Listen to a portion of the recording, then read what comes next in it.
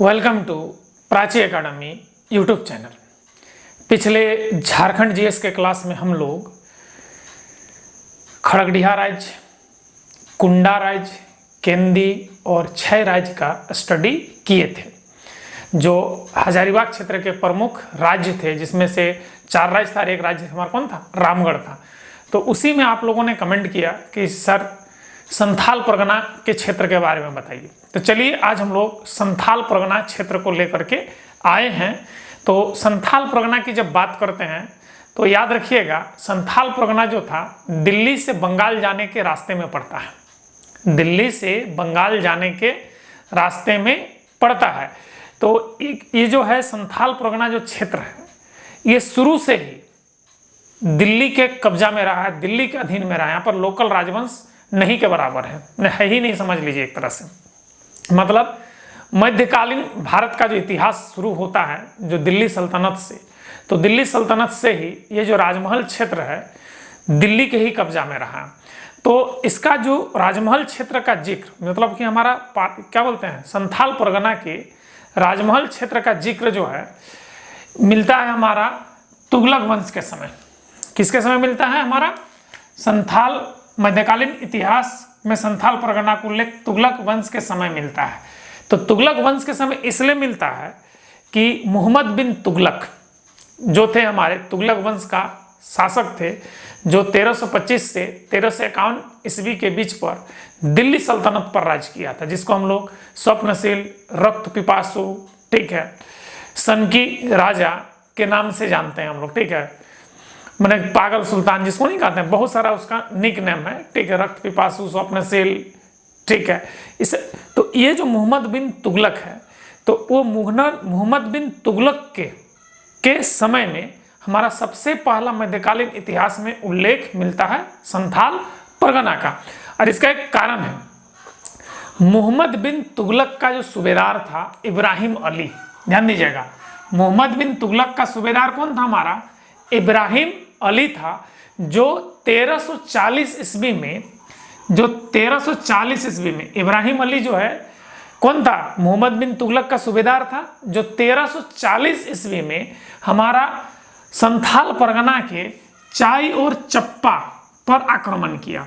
चाई और चप्पा पर आक्रमण किया, ध्यान दीजिएगा, 1340 ईस्वी में इब्राहिम अली ने चाई और चप्पा पर आक्रमण किया। ये चाई और चप्पा जो है, याद रखिएगा, ये संथाल परगना का एक जगह है, ठीक है। आक्रमण किया और यहाँ पे आक्रमण करने के बाद बीघा किला, कौन सा किला है मेरे भाई? बीघा किला पर, ये जो बीघा किला है इस पर इन्होंने अधिकार कर लिया। और ये जो इब्राहिम अली कौन था? मोहम्मद बिन तुगलक, यानी तुगलक वंश के सूबेदार था, जो दिल्ली से बंगाल मिदनापुर जा रहे थे उस समय। तो ये बीघा किला पर क्या कर लिया? अधिकार कर लिया। अब जब ये युद्ध हुआ 1340 ईस्वी में, तो संथाल परगना के लोग जो है ना, उस अपने सरदार के साथ जान बचाकर भाग गए। मैंने संथाल लोग अपने सरदार के साथ जान बचाकर भाग गए। उसके बाद तो यहाँ पर संथाल परगना पर क्या, दिल्ली सल्तनत का कब्जा हो गया। उसके बाद 1534 से 37 ईस्वी के बीच, 1534 से 37 के बीच शेर शाह सूरी, सूर वंश का शासक, ठीक है, जिन्होंने जीटी रोड का क्या किया था? जीर्णोद्धार किया था। तो शेर शाह सूरी जब दिल्ली से बंगाल मिदनापुर जा रहे थे, ठीक है, तो उसी समय ये जो होता है झारखंड से ऊपर प्रवेश किए थे, और झारखंड के राजमहल के रास्ते ये मिदनापुर किए थे। और उसी समय उसका बेटा जलाल खां, ये जलाल खां कौन है हमारा? शेर शाह सूरी। ये जो शेर शाह सूरी है ना, हमारा शेर शाह सूरी का बेटा कौन है? हमारा जलाल खां है। यह जो है साहेबगंज जिला के राजमहल, क्या है हमारा? राजमहल के तेलियागढ़ी को नाकाबंदी किया था, कि उसका बाप जा रहा था। तो ये जो है हमारा, देखिए, राजमहल जिला, साहेबगंज जिला के राजमहल के तेलियागढ़ी को क्या किया? पूरा नाकाबंदी कर दिया। और ये नाकाबंदी कौन किया था? हमारा जलाल खां। जलाल खां कौन था? शेर शाह सूरी का बेटा था। तो जिस समय शेर शाह सूरी दिल्ली से बंगाल जा रहा था, तो साहेबगंज के रास्ते, राजमहल के रास्ते, तेलियागढ़ी के रास्ते वो क्या गया था, मिदनापुर गया था। इसके बाद ध्यान दीजिएगा 1592 ईस्वी में, तो 1592 में ये लगभग अकबर के समकालीन आ जाता है। तो 1592 ईस्वी में राजा मान सिंह बंगाल का राजधानी राजमहल को बना दिया। मतलब 1592 ईस्वी में ये तो हमारा राजमहल क्षेत्र जो है संथाल परगना शुरू से ही हमारा दिल्ली के कंट्रोल में रहा है, और ये बंगाल और दिल्ली के जाने के बीच के रास्ते में पड़ता था। तो 1592 ईस्वी में राजा मान सिंह जो अकबर का ही थे, सेनापति थे, ठीक है। तो राजा मान सिंह जो है बंगाल का सूबा का, पूरा बंगाल सूबा का राजधानी किसको बना दिया, राजमहल को बना दिया। और राजमहल को बनाने के बाद परकोटा और महल वाले नगर का नाम परकोटा, जहां परकोटा ढाला जाता था, ठीक है, सिक्का जिसको कहते हैं, ठीक है ना, परकोटा ढाला जाता था, और महल वाले नगर का नाम इन्होंने क्या रखा, अकबर नगर रखा। तो राजमहल में 1592 ईस्वी में राजा मान सिंह ने बंगाल सूबा का राजधानी राजमहल को बनाया, और यहाँ पे परकोटा जहाँ ढाला जाता था और उसके बगल में जो महल था, इस महल वाले परकोटा और महल वाले क्षेत्र का नाम क्या रखा, अकबर नगर रखा। अकबर के नाम से अकबर नगर रखा। जब राजमहल को बंगाल सूबा की राजधानी बना दी गई, तो ऐसे भी ये बहुत ही नेचर से बहुत ही खूबसूरत जगह है राजमहल, ठीक है। तो ये शरीर के लिए बहुत ही मैंने क्या कहते हैं फायदेमंद साबित हुआ ये एरिया, क्योंकि चारों ओर पेड़, घना जंगल, ठीक है, स्वच्छ हवा, तो शरीर के लिए बहुत ही लाभदायक था। साथ ही साथ ये दिल्ली और बंगाल के बीच में पड़ता था और रास्ते में था, और मौसम भी अच्छा था। तो ये जो राजधानी है, जो अब का राजमहल, ये बहुत तेजी से डेवलप करने लगा, बहुत तेजी से विकास हुआ। इससे पहले जो बंगाल प्रांत का राजधानी क्या था, गौड़ था। कौन था हमारा, पुरानी राजधानी क्या था, बंगाल सूबा का गौड़ था।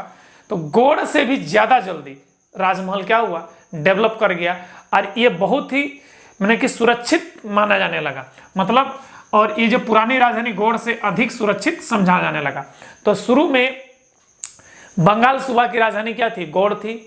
1592 ईस्वी में राजा मान सिंह ने बंगाल सूबा की राजधानी गौड़ से हटाकर कहां पर लेकर आए, राजमहल लेकर के आए। अब देखिए इसी में अब आ जाता है मुगल काल में ही जहांगीर के समकालीन। तो जहांगीर का जो बेगम था नूरजहां, जहांगीर का बेगम कौन था हमारा, नूरजहां, जो अकबर का उत्तराधिकारी था जहांगीर। तो उसका जो पत्नी थी नूरजहां, वह हमेशा राजनीतिक मामलों में क्या करती थी, दखल देती थी। तो जहांगीर का बेटा दक्षिण का सूबेदार था, जिसका नाम खुर्रम यानी शाहजहां था। ओरिजिनल नाम शाहजहां का क्या है, खुर्रम है। ये दक्षिण का सूबेदार था, और नूरजहां का बार बार राजनीतिक दखलंदाजी के कारण ये जो खुर्रम और शाहजहां भड़क गया, और यह जो है 1622 ईस्वी में विद्रोह कर दिया। विद्रोह करने के बाद ये खुर्रम जो है यानी शाहजहां बर्धमान के रास्ते कहाँ पहुंचा, राजमहल पहुंचा।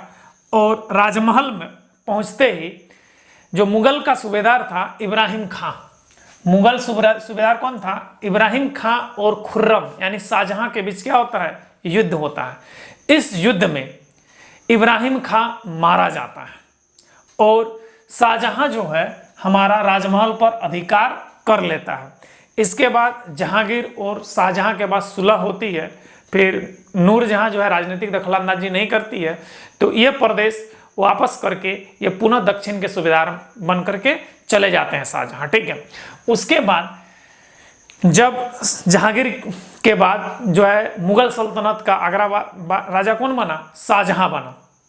जब शाहजहां बना उस समय भी बंगाल सूबा का राजधानी कौन था, हमारा राजमहल ही था साथ। तो अब देखिए अकबर के समय राजा मान सिंह ने बंगाल का सूबा का राजधानी गौड़ से हटाकर किसको बनाया, राजमहल को बनाया।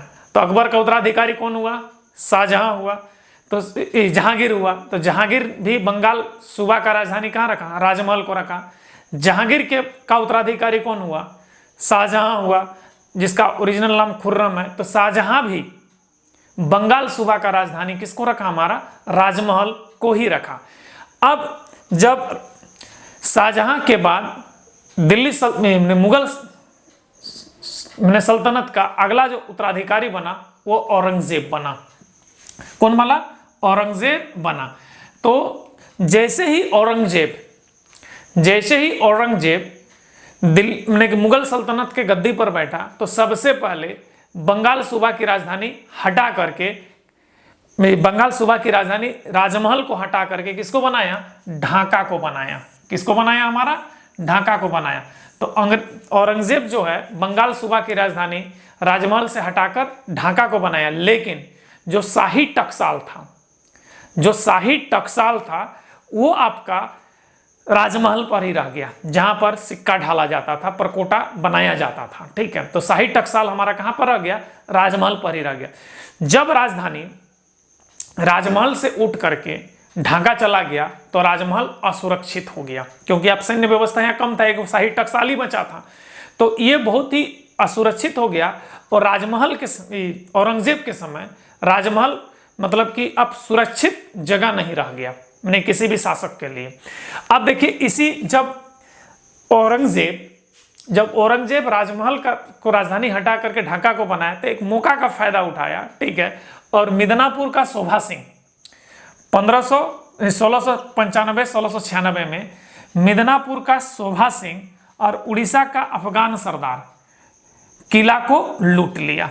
ठीक है, अफगान सरदार किला को क्या कर लिया? लूट लिया। अब किला को लूटने के बाद, ठीक है, लूटपाट कर नगर पर क्या कर लिया? कब्जा कर लिया। तो कौन? तो मिदनापुर का शोभा सिंह और उड़ीसा का एक अफगान सरदार ने, ठीक है, किला पर क्या कर लिया? लूटपाट किया और किला पर कब्जा कर लिया। इसके बाद 1697 ईस्वी में इब्राहिम खां कौन? जो इससे पहले जो हमारा जब शाहजहां जब विद्रोह किया था उस समय जब शाहजहां के हाथ मारा गया था, इब्राहिम खां जो राजमहल का सूबेदार था, उसका पुत्र जिसको जबरदस्त खां कहते हैं, जबरदस्त खां ने राजमहल पर पुनः अधिकार कर लिया। और ये जो राजमहल पर अधिकार कर ये मिदनापुर के शोभा सिंह और अफगान सरदार से राजमहल किला को क्या करता है? मुक्त करता है। और औरंगजेब की मृत्यु के बाद तो क्या था? उत्तर मुगल काल चलता है, उधर तो हमारा पूर्ववर्ती मुगल काल चलता है। तो औरंगजेब से पहले राजमहल पर जो है अस्थाई कंट्रोल था, मैंने कि मध्यकालीन मैंने कि दिल्ली सल्तनत का अस्थाई कंट्रोल किसका था? हमारा दिल्ली सल्तनत का। लेकिन जैसे ही औरंगजेब की मृत्यु हो जाती है तो हमारा मुगल का उत्तर मुगल काल चलता है। और उत्तर मुगल काल में सल्तान परगना के राजमहल पर खास करके मुगल का मैंने कि अधिकार मैंने कि कंटिन्यूअसली नहीं रहा, मैंने कि बहुत ही अच्छा पकड़ नहीं मानते हैं, मतलब कि बहुत रुक करके था, मतलब कि उसको क्या कर सकते हैं, वो एक तरह से समझ लीजिए उसके हाथ से ये प्रदेश चला ही गया था। तो अगर देखा जाए तो हमारे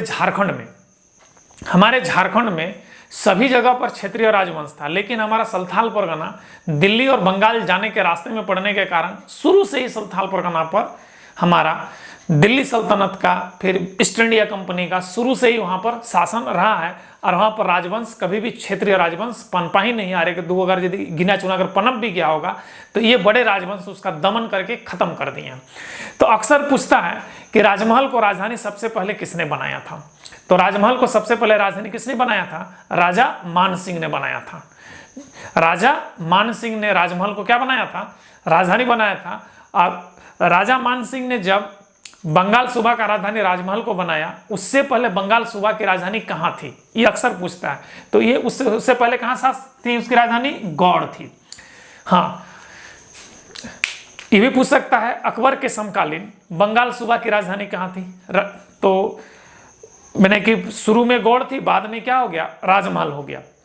अब पूछेगा जहांगीर के समकालीन बंगाल सूबा की राजधानी कहाँ थी? तो हमारा राजमहल होगा।